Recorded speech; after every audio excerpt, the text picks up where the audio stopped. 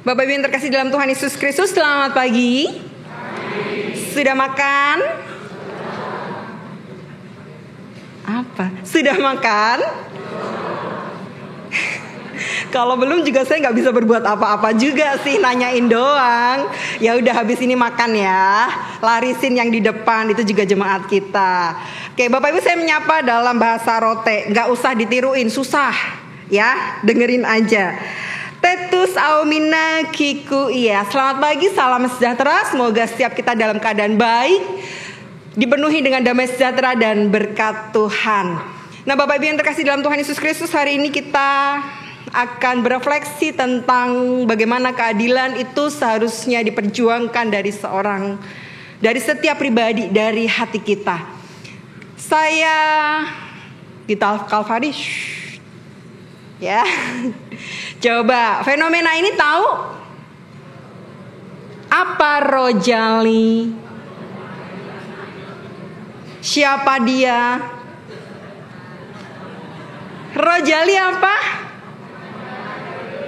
Rombongan jarang beli. Mohon maaf ya buat Bapak Ibu yang jualan ini, jualan itu. Kalau memang dagangannya kira-kira ini kurang laku, ya kenyataan gitu ya. Kalau yang ini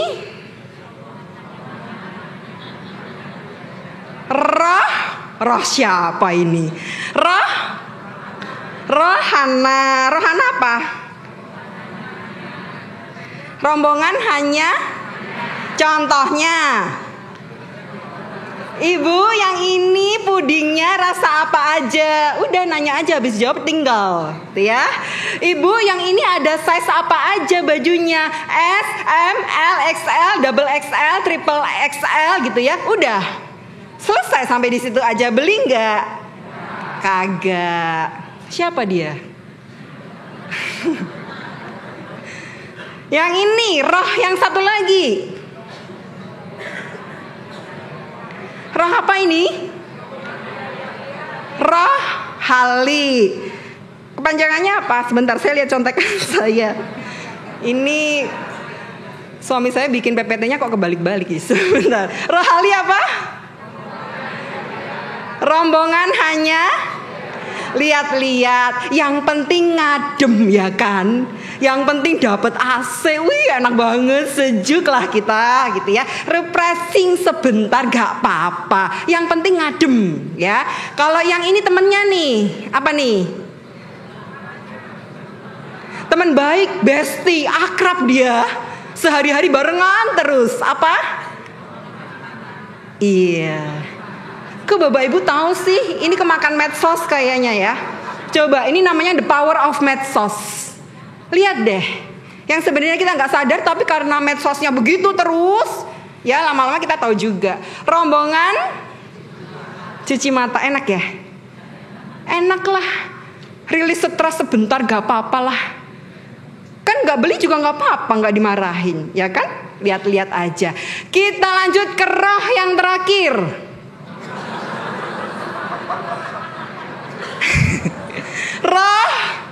Roh halus, apa kepanjangannya? Rombongan hanya halus-halus. Aduh, bagus banget. Ini bunga kayaknya mahal nih. Tapi mahal lah, jadi nggak jadi gitu ya. Ke toko sebelah mau beli sepatu. Wah, kayaknya bagus banget nih sepatunya nih. Kayaknya benar-benar kulit asli, tapi cuma memuaskan keinginan gitu ya. Ngelus-ngelus juga udah oke lah. Bapak Ibu yang terkasih dalam Tuhan Yesus Kristus, di tengah-tengah tawa kita karena netizen plus 62 ini pinter banget bikin singkatan. Tapi sebenarnya ada apa di balik ini?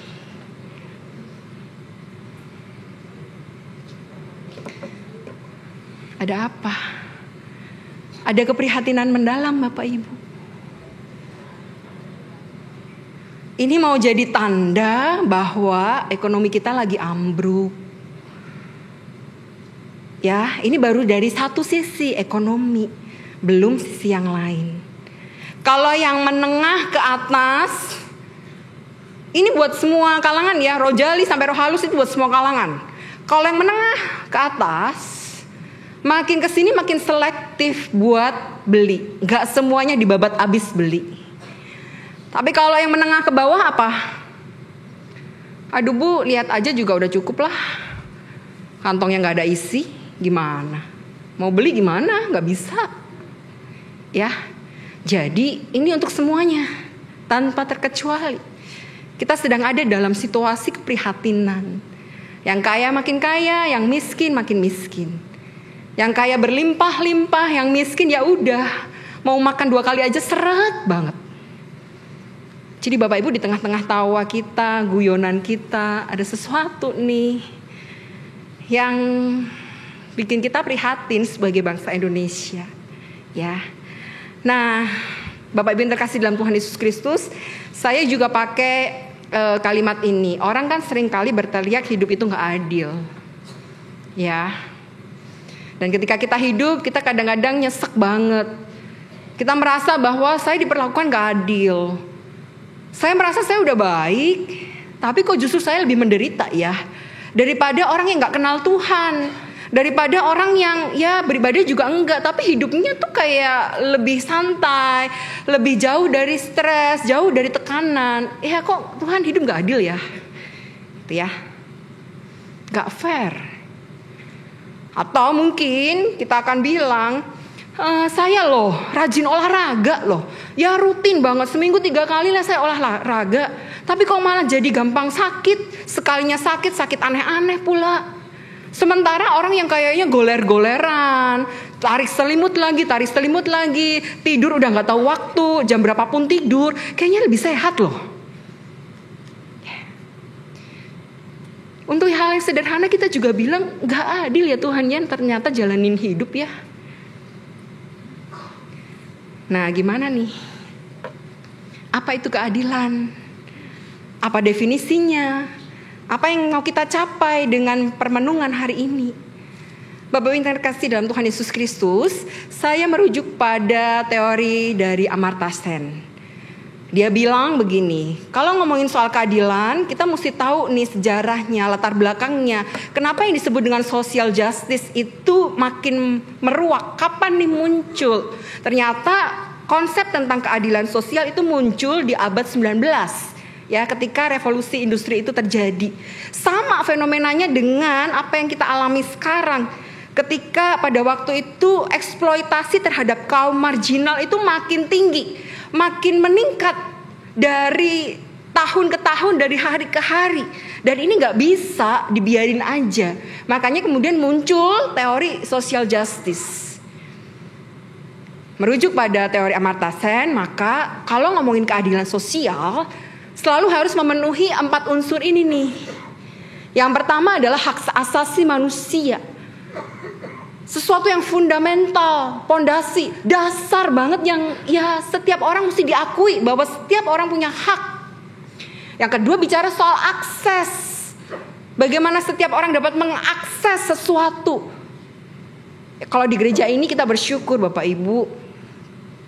Dengan kondisi Bapak Ibu apapun, Bapak Ibu tetap bisa mengakses beragam jenis toilet.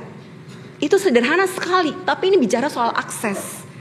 Ya, Bapak Ibu mohon maaf yang punya kursi roda gak usah khawatir. Kalau kebelet kencing aja. Gereja kita sangat memfasilitasi bagian itu. Akses. Lalu unsur ketiga adalah kesetaraan.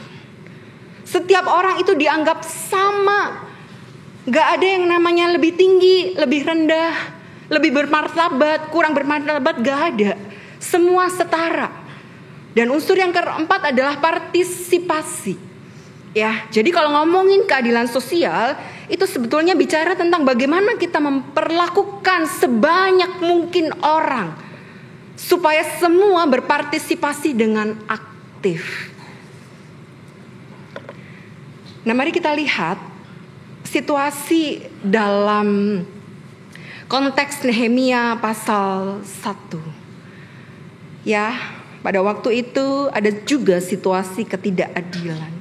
Ketika Nehemia mendapati bahwa tembok Yerusalem hancur dan pintu-pintu gerbangnya terbakar, itu berarti umat Bangsa Israel pada waktu itu tidak mendapatkan perlindungan dan mereka rentan terhadap musuh.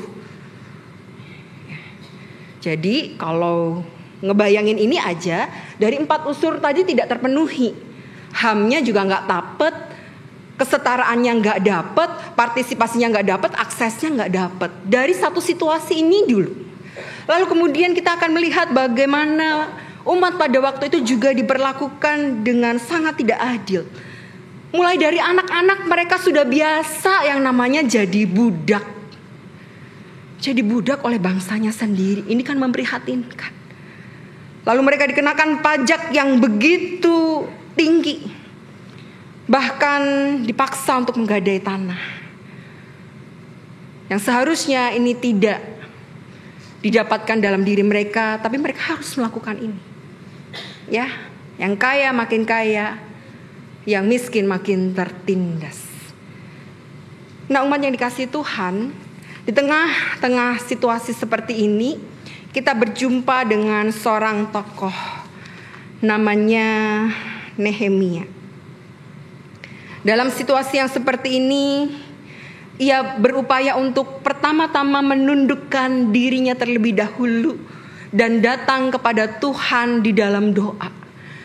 Nehemia memohon keadilan kepada Allah Sang Pencipta. Kalau kita melihat Nehemia pasal 1, di sana dimulai dengan bagaimana Nehemia memuji kebesaran Allah. Ya Tuhan Allah semesta langit, maha besar dan maha dahsyat.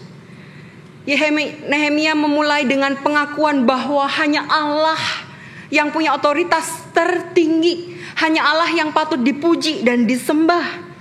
Lalu kemudian ia mulai dengan mengaku dosa dan memohon belas kasihan yang asalnya daripada Allah di ayat yang ke-8 dan 11. Bapak Ibu yang terkasih dalam Tuhan Yesus Kristus, sampai di titik ini kita firm meyakini bahwa Nehemia adalah sosok yang benar-benar mengandalkan Kristus. Ia benar-benar percaya kepada Tuhan Allah, Sang Pemilik semesta ini. Hari ini tema kita pakai etnik NTT. Ada yang tahu ini namanya apa? Bentuknya kayak apa? Bulan sabit, tapi kalau dipakai pendeta Febo bukan bulan sabit, bulan-bulanan. Ada yang tahu ini namanya apa? Ada yang asli NTT? Apa namanya? Iya, betul sekali. Nanti kita ketemu di konsis ya. Saya kasih hadiah. Artinya apa? Ayo, ini gak cuma sekedar pasang Bapak Ibu. Setiap etnik itu kita menghargai ada makna positif. Ini berarti kepercayaan kepada Kristus, kepada Allah. Ya, mengarahkan hati kepada Allah. Dan itu yang dilakukan dan diyakini oleh Nehemia. Gak kemana-mana dulu, ke Tuhan dulu. Sebab Nehemia yakin doanya didengar oleh Allah. Berikutnya, apa yang dilakukan? Bagaimana ia mengupayakan keadilan? Bapak Ibu yang terkasih dalam Tuhan Yesus Kristus, mengupayakan keadilan harus dimulai dari hati yang sangat peduli. Kalau ini gak punya, gak bisa. Kalau hatinya bodoh amat dengan situasi bangsa, nggak akan bisa. Ya, tapi kita coba lihat Nehemia. Sebetulnya kalau mau dipikir-pikir, Nehemia ini udah di zona yang aman dan nyaman. Dia tinggal di istana raja, dia jadi orang kepercayaan. Kalau jadi juru minuman itu orang penting, orang yang dikasih kepercayaan. Ya, pastiin bahwa semua yang dikonsumsi oleh raja itu benar gitu ya. Nyaman kok. Tapi satu kali datanglah Hanani, saudaranya. Ya. Dan Nehemia sempat tanya, "Gimana bangsa kita?" Dan Hanani kasih keterangan bahwa bangsa Israel sedang berada dalam keprihatinan yang mendalam. Sedang terjadi kekacauan besar. Dan di titik itulah Nehemia bertindak. Ia menyadari dirinya bahwa ia dipanggil untuk menjadi pelindung bagi masyarakat. Para pemandu, Om Budi, ya itu pakai topi. Nama topinya apa? Saya lumayan nih ada bantuannya kebaktian kedua. Nama topinya Ti'i Langga. Ti'i berarti pelindung dan Langga berarti kepala. Ya. Jadi kalau orang pakai topi itu tuh mau bilang kamulah pelindung. Itu juga yang dihayati oleh seorang Nehemia. Dia menjadi pelindung bagi bangsanya. Kalau tahu bangsanya lagi prihatin ya dia gak diem aja. Dia meninggalkan area kenyamanannya. Dan mulai berpikir, berdoa dan merencanakan. Saya mesti bikin apa Tuhan buat bangsa ini. Jadi Bapak Ibu yang terkasih dalam Tuhan Yesus Kristus, keadilan gak dimulai dari mana-mana. Tapi dimulai dari hati yang peduli. Hati yang mau bersama-sama prihatin, tapi juga hati yang bersama-sama mau membangun bangsa ini dengan lebih baik. Ya, fenomena di awal yang saya kemukakan itu hanyalah contoh. Salah satu dari ribuan contoh yang mau menggambarkan bahwa situasi bangsa kita sedang dalam keadaan prihatin. Dan oleh karena itu mari kita bergerak. Mari kita berupaya untuk memenuhi 4 unsur kalau kita mau dibilang sebagai orang yang adil. Kita lihat apa yang dilakukan oleh Nehemia. Di pasal yang ketiga, mulai membangun nih. Ya. Dan kita lihat bagaimana unsur partisipatif ini begitu kental dan kuat. Coba lihat siapa aja sih yang dilibatkan dalam proses pembangunan tembok. Dimulai dari orang-orang yang mungkin dianggap penting oleh masyarakat. Sampai orang yang mungkin dianggap gak penting dalam kacamata dunia. Dimulai dari para imam besar sampai tukang gali. Semuanya ada, semuanya disertakan, semuanya dilibatkan, semuanya berpartisipasi dengan sangat apik.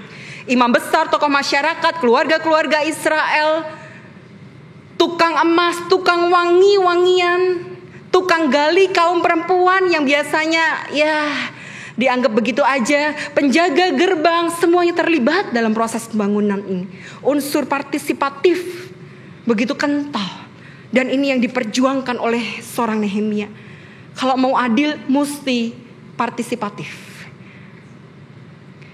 Bapak Ibu yang terkasih dalam Tuhan Yesus Kristus, kalau kita cinta bangsa ini,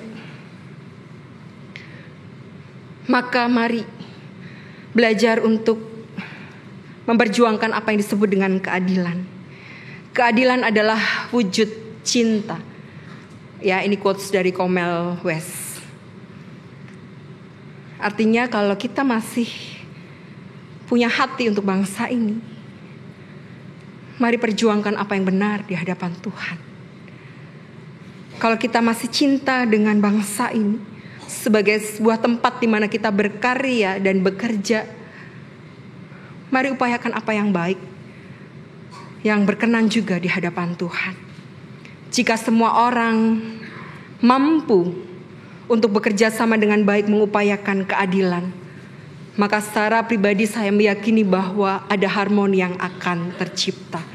Nanti Bapak Ibu akan lihat permainan sasando dari ragam dawa yang berbeda. Tapi di sanalah harmoni itu tercipta. Kita gak perlu jadi orang yang banyak protes terhadap bangsa ini. Tapi yang lebih perlu adalah mari berjuang dan belajar untuk mengupayakan apa yang baik bagi bangsa ini. Jemaat Tuhan, ketika dunia berlaku tidak adil, yakin dan percayalah Tuhan tetap menuliskan kebenarannya. Ketika dunia berlaku tidak adil, Tuhan tetap menjadi pelita yang akan menyingkapkan kebenaran. Dan ketika dunia berlaku tidak adil, Tuhan tetap menanamkan pengharapan di tanah yang tandus. Uis neno Nokan Kid. Tuhan Yesus memberkati kita semua. Amin.